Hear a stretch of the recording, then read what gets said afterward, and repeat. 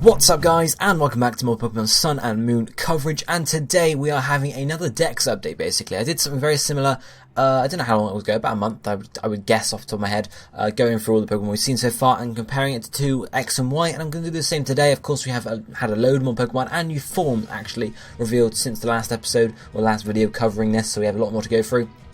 So we're just going to jump straight into it. We're going through both Pokemon that have been officially revealed and predicted Pokemon is what I'm calling them, i.e. Pokemon that we know we're going to get, or we're very likely to get. So these are Pokemon like, the rest of the starter evolution line. For example, Comfey will very much likely have an evolution. I would bet it's going to. It's a Pokemon, for example, like Drampa, who may or may not have a pre-evolution. I'm not doing a predicted evolution for because we can't be certain. Drampa could be a standalone Pokemon, for example. So it's just my own input, but it's just to give you a general feel. So we're just going to jump straight in, starting off with Rowlet, obviously. First off, shout out to the graphics. I did them myself, but shout out to them because I spent so long on them. I'm shouting it out, okay?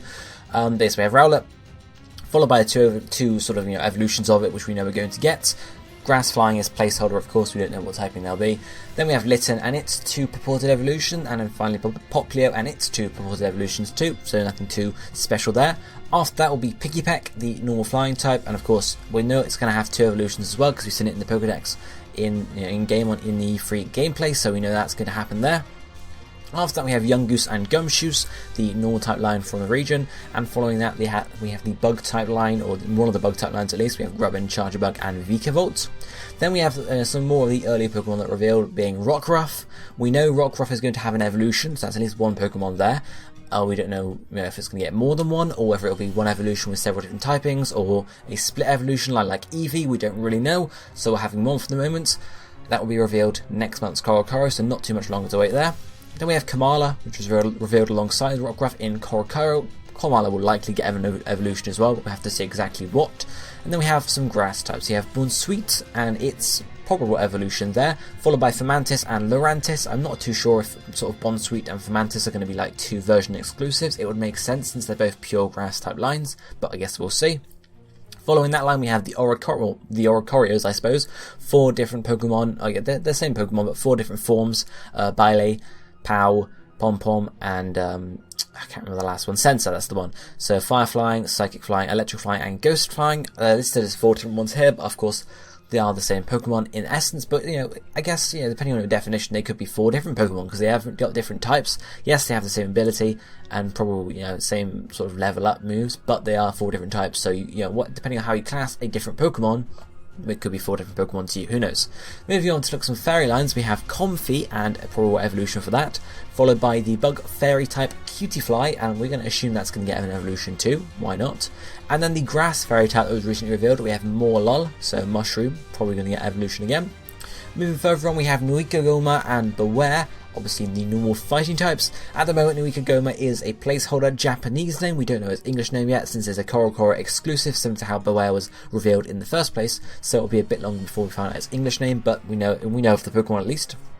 Then we have water types to look at. We're starting off with Bruxish, one of the very first Pokemon to get revealed, or one of the first few I suppose, the water psychic type. I haven't got any predictors as you can see here because it seems to me like it'll be a standalone Pokemon like Love Disc or Relicanth, but we'll see. Followed by that with Pyukumuku, which I think will get an evolution. Yeah, it doesn't seem strong enough to be on its own, plus you have to get an evolution to work with that amazing ability it has in its out, which does the same amount of damage as it gets killed with, which could be great for competitive, so we'll see.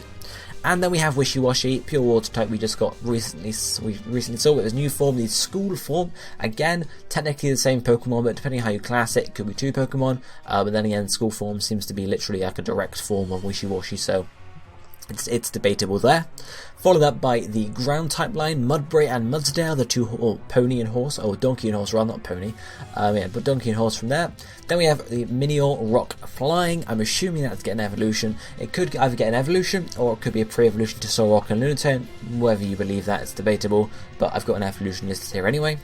Follow up with a couple of standalone Pokemon.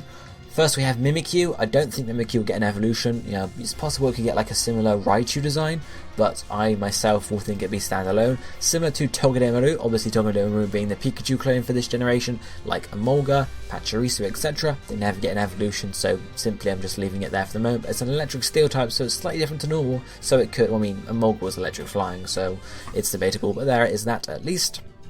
Then we have Wimpod, the bug water type line, similar to Surskit. I'm assuming that's going to get at least one evolution as well. The fake Dex we had leaked a couple week or so ago had 2 evolutions for it, or 1 pre-evolution actually. So I don't think it'll get a pre-evolution, but it will have at least 1 evolution, so that's it there. Then we have the Poison Fire type Salandit, and we know that's going to get an evolution because why would they waste such unique typing and not give an evolution? So there's that. And then we have the recently revealed Ghost Ground types Sunaba and Shirodesuna, based on Sandcastles. Again, these are placeholder Japanese names because they seem to be Korokoro exclusives and likely won't be revealed in English-wise for another week or so. Then we have Drampa, the normal dragon type. As I mentioned earlier, I'm not listing a predicted pre-evolution or further evolution for it because I feel like it could stand alone, but it could possibly get one, but we don't know for the moment. And then we move on to legendaries. First, we have Tapu Koko, the electric fairy type for Mele Mele Island, and we know there will be 3 more guardians for each of the islands, possibly Fire Fairy, Psychic Fairy and Ghost Fairy. Right now we can't actually confirm that, but that's just predicted typings for what we have for Oricorio. Then we have the main 2 legendaries for the games, Solgaleo and Lunala, Psychic Steel and Psychic Ghost respectively, followed by the final member of their trio, Marshallow, which we are predicting as a Pokemon since it was trademarked at the same time. We just don't know anything about it. I have the Dark Fire typing in the back there, but again, that's just prediction, so don't hold on to that at all. And then finally, the only mythical Pokemon we have revealed so far for Generation 7, which is Magearna, the Steel Fairy type. Now, of course, we also have the Alola Forms recently revealed, which basically count as new Pokemon. They have different typings, different looks, new appearances, and different abilities and such to the original Pokemon they're coming from, as well as different stats in some cases, it looks like. So it looks like they're basically new Pokemon. We can class them as new Pokemon. That's how the Pokemon Company will say. Like back in Generation 6, where we said, we only got 70 new Pokemon, but we did get another 20 Mega Evolutions, which sort of counts as Pokemon. We can count Alola Forms as Pokemon here. Of course, we have Raichu, the electric psychic type form of it, first up, followed by Sandslash and Sandslash, the Ice Steel ones, and then Vulpix and Ninetales, Ice and Ice Fairy respectively.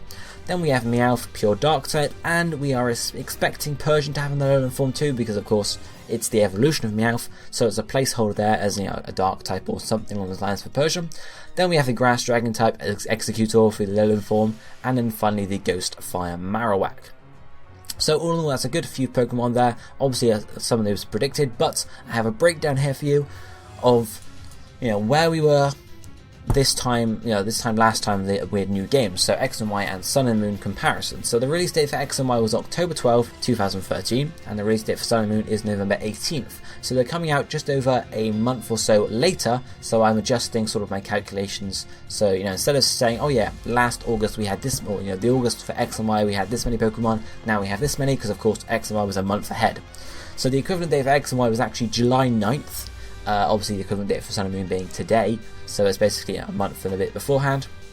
So on July 9th, 2013, at that time we had 21 new Pokemon revealed, and actually 0 Mega Evolutions revealed at that point because they hadn't been revealed until mid-August. Whereas for Sun and Moon we have 37 new Pokemon revealed, and 8 Alola Forms, so in total that's 45 as compared to the 21 from X and Y, so we have almost double the number of Pokemon revealed. Also, to add to that, in X and Y, at this point, these 21 new Pokemon made up 18 evolution lines, with, just the only evolution line being completed was the Scatterbug's line, Scatterbug, Spupa, and Vivillon, and the only other line was Fletchling and Talonflame.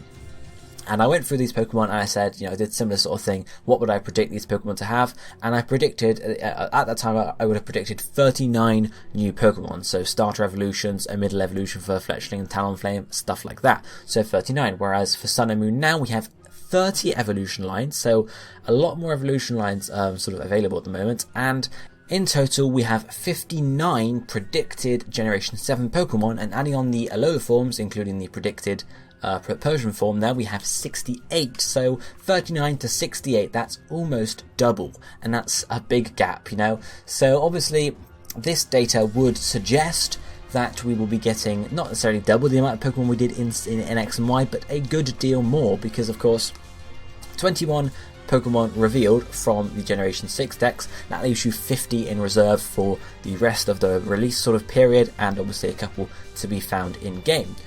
We have 37 new Pokemon revealed plus 8 forms, so that's 45. That's almost double. So you'd assume they would have at least, double more. Whereas if there were just 70 Pokemon coming in Sun and Moon, even if we just look at the Generation 7 Pokemon, that would be an only extra 43 or so, or not 43, 33 or so, to sort of be revealed in the next few months. And we have a few things coming up. We have Worlds next week. We have obviously just all the the last couple of weeks building up to the games and revealed in games. So I think it's safe to say we'll be at least getting more than we did in X and Y. How many more though? That's still up for debate. Let me know what you think down below, guys. How many Pokemon are we going to see, sort of new Pokemon in a Generation 7 decks and new Alola Forms in total? Let me know what you think we're going to get, basically. This is it for me for today, though. If you enjoyed this video and the graphics that I spent ages on, doing all those little squares, I found that really cool, though. It was good fun. But for now, this is going to be it for me for today. I'll be seeing you next time. Thank you for watching. Goodbye, my friends.